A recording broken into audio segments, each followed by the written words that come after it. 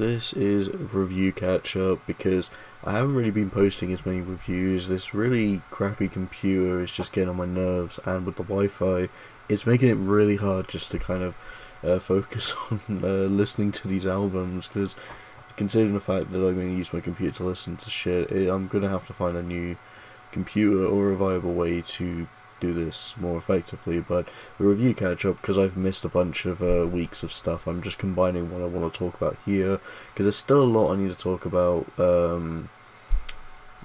that's coming out as well, but I'll probably just do a smaller album of the month thing at the end. So this is just so I can use an excuse to talk about what's been out now, so I don't overload myself stressing to trying to get loads of videos out at once. So I have got one video that for an album that came out last week coming, but other than that, this is an excuse to talk about everything. Yeah, let's just go into it. So we got the new one by Thrice. This is Horizons West. I was going to do a separate review on this, but as I already described, there's been a lot of annoying crap going into it. So this new album is kind of the sequel to Horizons East, and gotta be honest, I haven't really listened to the Horizons East sound, but the Horizons West one's actually got a lot of fun variety to it. At least I feel like the last couple of tracks is kind of where it dips a little bit from the best stuff, but straight away you're just pulled in with some either more melodic post-hardcore or just some downright hard rock that just hits hard. The production, the sound of everything, the instrumentation is really good on this album, and I quite like it. So yeah, this one's a 3.5 out of 5 for me. Very good album. Next we have Geese, Getting Killed. It's not really my cup of tea per se. I think it's just because of the sound it's going for, and I understand that this is a very well liked album, but like I'll be honest, I prefer 3D Country. 3D Country is more up my alley for Geese, and while I do like a few songs on this, like Trinidad's definitely a standout, once you kind of get past the first couple of songs, I just kind of find it a bit barren. I mean, I get it's got like some cool funks and grooves to it, but I just don't really feel much when I listen to it. I don't think it's a bad album at all. It's kind of alright in my opinion, but yeah, not a big fan of Geese. I give it a 2.5 out of 5. It's just split in the middle for me. Greyhaven, Keep It Quiet. Hell yeah. I was not expecting to like this one as much. Don't think the single I talked about was huge on. I just thought it was alright, but in context of the album and the album as a whole, it's just full of amazing times. Great choruses, great writing, great hooks. It's a nice metalcore post-hardcore blend.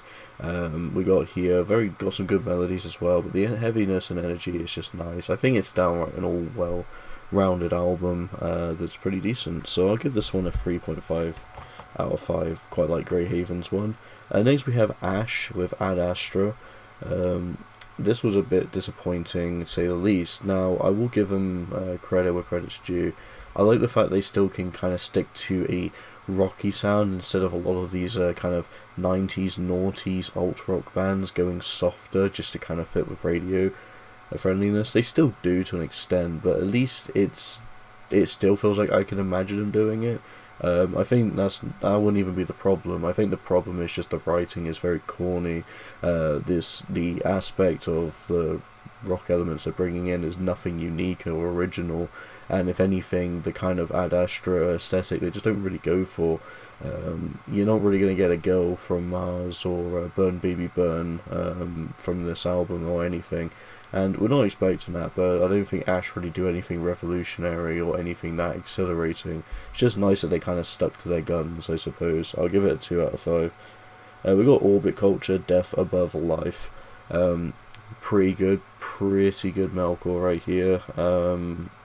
I feel like their earlier stuff's a bit more intriguing, but with Orbit Culture here, you still get some fun stuff. Some of the songs do drag on a bit, especially some of the opening stuff, like the first few songs, especially on the opening track, but minus that, Orbit Culture still gives you a nice variety of just downright heavy metalcore that's not deathcore level of aggressive, but you can definitely get the influence there.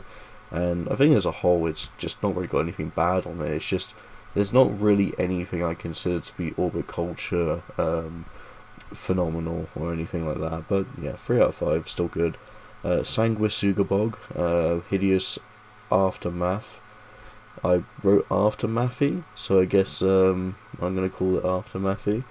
Yeah, this one's fine. I think with Sanguisugabogg, when it comes to kind of being a bit more of a kind of just a bit more of a slam metal record, it's not bad. If anything, I just don't think it's something that really brings in anything that they have brought in the best sound. I think this still is a pretty decent attempt at the style, but for me personally, I just not quite pulled in with the hooks. I'm not really pulled in with the riffs. I'm just not really pulled in with much of it. The uncleans are probably the best part. I feel like the aggressive aspect to the entire sound is what kind of makes this pretty decent. But I just find the instrumentations just don't really pack the punch they could normally do, and I'm just not really feeling it, to be fair. 2.5 out of 5. You have the red jumpsuit apparatus, X's for eyes. This just kind of feels like a cry for help. Like, it is pretty much, hey, we're still the cool band from years ago doing the post-hardcore emo sound, and this just kind of comes off as lackluster in that regard. I feel there's just not really anything that they can capture that's got the magic of their earlier stuff, and I applaud Red Jumpsuit Apparatus. I have personally enjoyed some of their stuff in the past, but I just don't really think modern era of the band is really doing anything interesting. This just kind of feels like, again, as I said, a cry for help. There's just not really too much to this. I don't think you're going to really miss out on anything if you don't listen to it. I don't think it kind of pushes past some of their best stuff. The writing's fine in some degree, but I just personally don't think the songs or instrumentation really just push anything we haven't heard before. It just kind of feels like a barren, weaker version of basically a Hollow Shell, what it used to be. I'm going to have to give it 2 out of 5. We got Yellowcard, Better Days. I was going into this one not sure how to feel, because Yellowcard hasn't really been doing the best sound more recently, and with Travis Barker on this and having an Avril Lavigne feature and Matt Skiba from Alkaline Trio, did have a bit of doubt going into it, but it's not as bad as I thought. Fuck the Discord as well. It's just my internet plays up all the time, so it keeps turning Discord on and off because of connection. Anyway, Yellowcard, yeah, as I said, it's fine. I think Travis Barker's production is kind of one of the flaws I have with this, because some of the elements just don't really sound as crisp, or it just doesn't really have the best sound to it. Even if you listen on just some of the best headphones of all time, I don't think you're really going to get the full experience of it. The mixing also kind of feels a little off in my opinion, but that again could just be I don't have the best headphones in the world. But songwriting is not too bad. I'd say at least for the last couple of records it is a step up, to say the least. Some of it does feel like Yellowcard from the earlier days, but it's kind of like a stronger version of Good Charlotte, where I think they're kind of teetering to a bit more of a generic poppier direction, but it still kind of has the whole sound of Yellowcard, unlike Good Charlotte, which just ditched that for probably one of the most bland and forgettable experiences in their career. But I don't think this is anything more than just an alright album, so I'm going to give it a 2.5 out of 5. And finally, we have Extortionist, Stare Into the Seething Wounds. I like the fact that this does blend loads of genres, at least. You kind of get a little bit of grunge elements mixing in with melodic deathcore or groovy deathcore.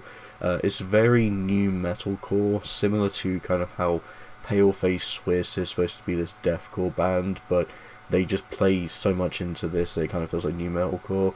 And for a worse example, you got Slaughter to Prevail, which just does everything like that in the most absolute worst way possible. But yeah, I don't think we're really getting anything that exciting. That EP they dropped a couple years ago is still the best thing I've heard from Extortionist, and I really wish they kept that up, because I love the whole tracks on it, but I just think here it's kind of going a bit more into the fine sound. I don't think they're really going to push anything or break the mold or anything like this. I like the fact that they are changing up the ideas with different kind of sounds and genres that fit into the deathcore aesthetic, but you can't really call this a deathcore album whatsoever. It's just missing the mark completely of what it used to be. You still get heaviness for sure, but there's a lot of melodies that just kind of take away from it, and the instrumentation doesn't really pop out with this very nasty sound. So it's just pretty much up to how you interpret it, because after all, genre is just a label that you want to identify as. But I just thought it was okay. I wasn't that big on it, but yeah, 2.5 out of 5. I was going to talk about Testament at the end, but that's the one I'm going to save for a separate video. I want to talk a bit more about that one. So yeah, I hope you enjoy. Thanks so much for watching, and see you in the next video.